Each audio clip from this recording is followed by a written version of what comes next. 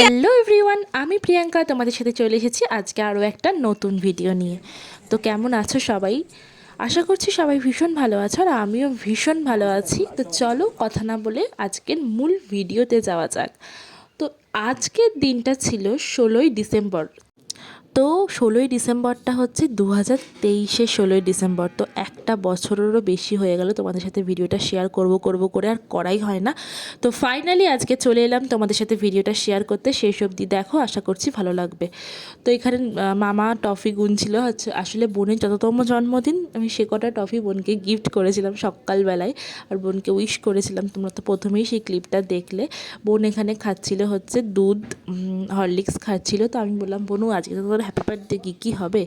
আসলে বোন সেই বছর 10 বছর বোনের পূর্ণ হলো, তাই একটা ছোটো মতো অ্যারেঞ্জমেন্ট করা হয়েছিল আমাদের বাড়িতে।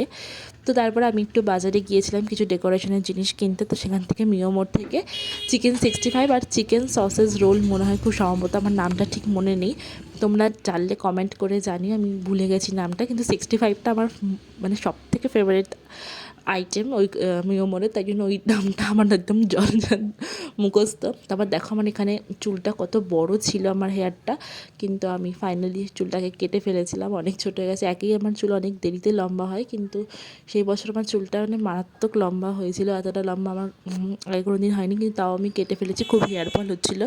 তারপর এটা আমি সবাইকে ভাগ করে দিলাম খাবারটা, বোনকে, মামাকে, বাবাকে, সবাই ছিল যারা যারা এসেছিলো। সেই বছর একটু বড় করেই হয়েছিল। তো এখানে হচ্ছে বৌদি সব রান্নাবান্না করছে, যেটা দুপুরে খাওয়া দাওয়া হবে। দুপুরে খাওয়া দাওয়ার জন্য এখানে সব তোড়জোড় চলছে, বৌদি মামি সবাই মিলে রান্না করতে লেগে গেছে। এবং কী কী রান্না হলো সেটা তো অবশ্যই তোমাদের সাথে শেয়ার করব।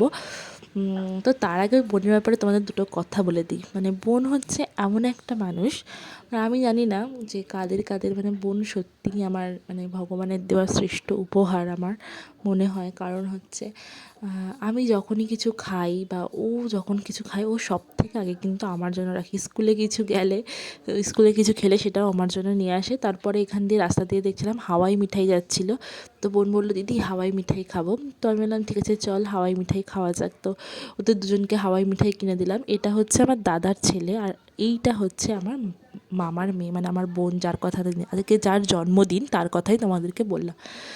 তারপর ওদের সাথে একটু মজা করতে করতে ভিডিও বানিয়ে নিলাম। তারপরে ফাইনালি এখানে বোন চলে এলো মেকআপ করতে। আমাদের মেকআপ করিয়ে দিতে হয় না, ও নিজেই সুন্দর মেকআপ করতে পারে। তোমাদের সাথে একদিন শেয়ার করব কী কী দিয়ে মেকআপ করে আর ওকে কত সুন্দর লাগে। তো এখানে আমি ডেকোরেশন কমপ্লিট করে ফেলেছি। ডেকোরেশনের কাজ হচ্ছে আমার, মানে এত কিছু, মানে যেখানেই অনুষ্ঠান হোক না কেন ডেকোরেশনের দায়িত্ব থাকে আমার ওপর। কারণ আমি রান্না বান্না অত ভালো পারি না, অনেস্টলি আমি পারি না।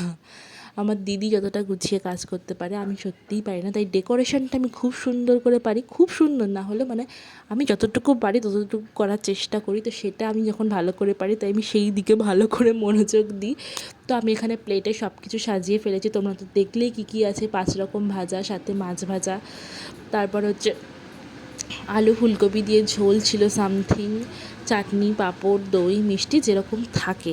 আর মানে বাঙালিদের জন্মদিনের শ্রেষ্ঠ জিনিসই হচ্ছে পায়েস, এই চালের পায়েস। তো সেটাই ছিল।